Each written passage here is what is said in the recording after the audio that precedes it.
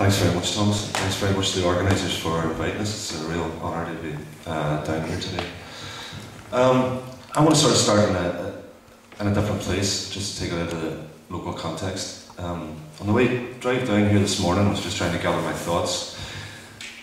The memory that kept coming into my head was of a meeting of the European Social Forum in Florence in 2002. A lot of people from Ireland had gone to that. A lot of people in Ireland had been at the Genoa riots, protests against the G8 the previous year, and the Florence gathering of the anti-capitalist movement in 2002 was a really remarkable event. They were expecting about 20,000 people there, and by the first night there was 45,000 people, by the second night there was about 80,000 people, and by the third day they had to close the gates in the big Forteza that they were having the meeting in because the crush was so bad. And there was a march of 1 million people on the Sunday as well against the war, really the launch of the anti-war movement. But as part of that gathering, where the left was trying to debate amongst itself about where it was going and what it was doing, there was a meeting about political parties and the movement. And the reason for that meeting is that there was a long-standing suspicion in the anti-capitalist movement about left-wing political parties. There was actually a principle enshrined in a lot of those gatherings saying that political parties, left political parties, couldn't actually openly organise. And it was a remarkable meeting that they had. It must have been about 6,000 or 7,000 people, mainly young Italian people, crowded into this hall to hear people speak. And the person who got the biggest response that night was a guy called Bertinotti, who was the leader of the left-wing refounded Communist Party, Rifondazione Comunista, who were very radical at that time, associated themselves with the general protests, were building protests against the Berlusconi government, and they were really on the crest of a wave. He just put down a storm that night, people were waving flags and chanting his name and all that sort of thing. But the person that impressed me most that night was a young postal worker from France called Olivier Besanzano, who some of you might know stood as a presidential candidate in France and is now the leader of the new anti-capitalist party in France. And the thing that impressed me about him was that he answered the question directly, and he took on the question of the suspicion of the left. And he said, there's a good reason why people associated in the work, and activists and people in the workers' movement are suspicious and distrustful of the left. It's because the left has time and again let them down. The people going under the banner of socialism and communism have provided over some of the most monstrous tyrannies in Eastern Europe and Russia. And at the same time in the West, people calling themselves socialists or social democrats, when they have got into government, have settled for the illusion that they're in power, and time and again have been confronted by the reality that real power in capitalist society rests in the boardrooms, in the stock markets and elsewhere. And instead of progressing the hopes of the working class people who have put their faith in them, they have become the managers of capitalism and the people who attack the very people that got them into power in the first place. And therefore, the recent experience of the Jospin government in France, the Schroeder government in Germany, the Blair government in Britain, and all the disillusion and disappointment that has happened as a result of that is not a new story. The 20th century is littered with examples of the same thing happening.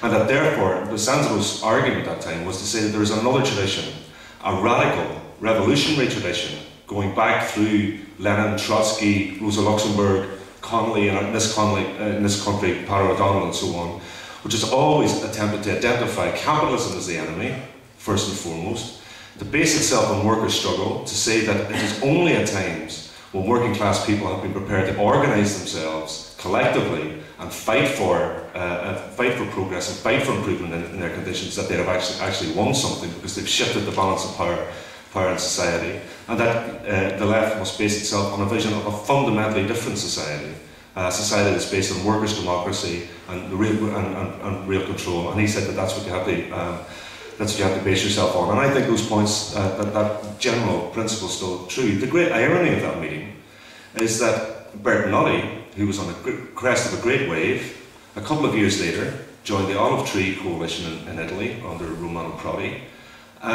went along with, despite leading big anti-war demonstrations, went along with the Italian involvement in the wars in Afghanistan and Iraq, and as a result repeated that same mistake. The support for Rifondazione Comunista, some very principled people split from them, the support for them collapsed completely, and they're now out of government, and we now have things have actually gone backwards in Italy. We now have Berlusconi government and people, fascists openly organising and attacking Roma gypsy camps in Italy and so on. And I think there are examples of that much closer to home.